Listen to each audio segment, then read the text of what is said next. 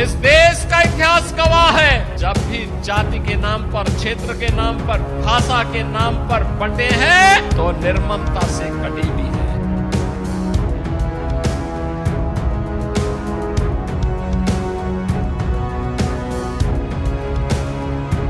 ये पीडीए परिवार वो है सामाजिक सद्भाव को आगे बढ़ाना। आज पीडीए परिवार के लोग भाईचारा बचा रहे हैं।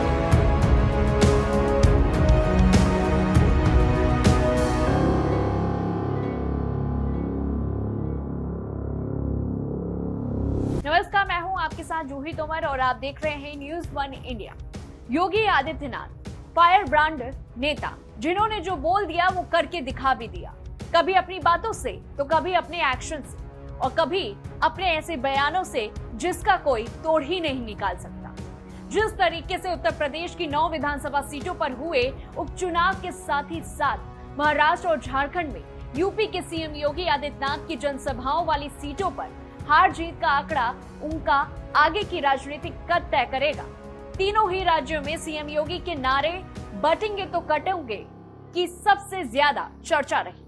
दावा है कि हाल ही में हरियाणा विधानसभा चुनाव में सीएम योगी के इस नारे ने भाजपा को हैट्रिक लगाने में बड़ी भूमिका निभाई थी। लिहाजा योगी आदित्यनाथ को प्रधानमंत्री नरेंद्र मोदी के बाद फायर ब्रांड हिंदुत्व के दूसरे बड़े राष्ट्रीय चेहरे के रूप में देखा जाने लगा है। कहीं न कहीं जनता भी इस पूरे नारे के मायने समझने लगी है कि योगी है तो मुमकिन। देखा जाए तो उत्तर प्रदेश की 9 सीटों में से बीजेपी 8 तो सपा 1 सीट पर आगे चल रही है। उत्तर प्रदेश के विधानसभा उपचुनाव की तस्वीर थोड़ी देर में पूरी तरह से साफ हो जाएगी। यूपी उपचुनाव का रिजल्ट कई मायनों में महत्वपूर्ण होने वाला है। लोकसभा चुनाव 2024 के रिजल्ट में भारतीय जनता पार्टी को यूपी में कड़े मुकाबले का सामना करना पड़ा और इस चुनाव में समाजवादी पार्टी ने पिछड़ा दलित अल्पसंख्यक यानी कि पीडीए समीकरण के सहारे भाजपा को बैकफुट पर ढकेल दिया। 2014 के बाद पार्टी का यूपी सबसे खराब प्रदर्शन रहा। पार्टी केवल 33 सीटों पर जीत दर्ज कर सकी, तो वहीं समाजवादी पार्टी ने पार्टी गठन के बाद पहली बार 37 लोकसभा सीटों पर जीत दर्ज कर इतिहास रचा। यूपी उपचुनाव में भाजपा अपनी प्रतिष्ठा को वापस पाने और सपा जीत के क्रम को बरकरार रखने के लिए दोनों दलों के बीच कड़ा मुकाबला होता साफ दिखाई दे रहा है। यूपी की 9 सीटों पर हुए उपचुनाव की मतगणना का रुझान जिस प्रकार से सामने आ रहा है, उसने समाजवादी पार्टी और भाजपा के बीच हुए मुकाबले की एक असली तस्वीर सामने लाकर खड़ी कर दी है। भाजपा सभी 9 सीटों पर भाजपा विपक्षी सपा को कड़ी चुनौती पेश करती दिख रही है। मैनपुरी की करहल, कानपुर की सीसामऊ, अंबेडकर नगर की कटहरी और मुरादाबाद की कुंदरकी जैसी समाजवादी पार्टी के गढ़वाली सीट पर भाजपा कड़ी टक्कर देती साफ दिखाई दे रही है। 9 सीटों पर हुए उपचुनाव में भाजपा अभी 6 और सपा 3 सीटों पर देखा जाए आगे निकलती दिख रही है।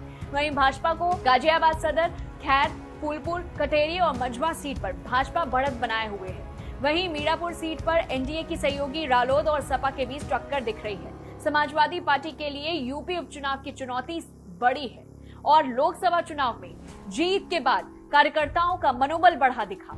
हालांकि यूपी उपचुनाव के पहले सीएम योगी आदित्यनाथ बटेंगे तो कटेंगे के नारे के साथ अपनी रणनीति को बुनते नजर आए। जातीय समीकरण को काटने के लिए सीएम योगी का दाव काम करता दिख रहा है।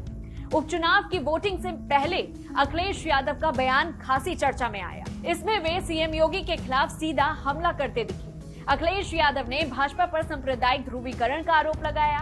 वहीं पीडीए पॉलिटिक्स को धार देने की लगातार कोशिशें की और इस उपचुनाव में अखिलेश की पीडीए राजनीति का असर देखा जाएगा। भाजपा के सामने इस राजनीति को धार देने में सपा उपचुनाव में कामयाब रही तो मूवमेंट उपचुनाव तक बना रह सकता है।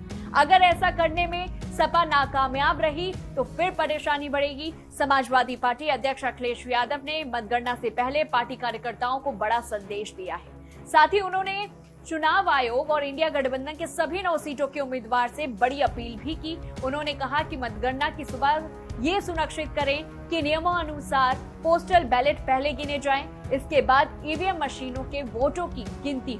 उन्होंने सभी उम्मीदवारों को पूरी तरह मुस्तैद रहने को भी कहा। सीएम योगी आदित्यनाथ के लिए उपचुनाव जो है एक तरह से देखा जाए अग्नि परीक्षा के समान था।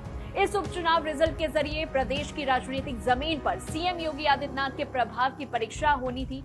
लोकसभा चुनाव में भाजपा की हार के बाद से सीएम योगी पर सवाल उठाए जाने लगे थे और ऐसे में 9 सीटों पर आने वाला उपचुनाव का परिणाम भाजपा में उनकी पकड़ को साबित करेगा। रुझानों में जिस प्रकार से भाजपा को बढ़त मिल रही है, उसने योगी की रणनीति को साफ कर दिया है। सीएम योगी ने उपचुनाव के मैदान में जिस प्रकार से बटेंगे तो कटेंगे का नारा चला, उसने सपा के पीडीए पॉलिटिक्स को पीछे कर दिया, यानी कि पूरी तरीके से पछाड़ दिया है।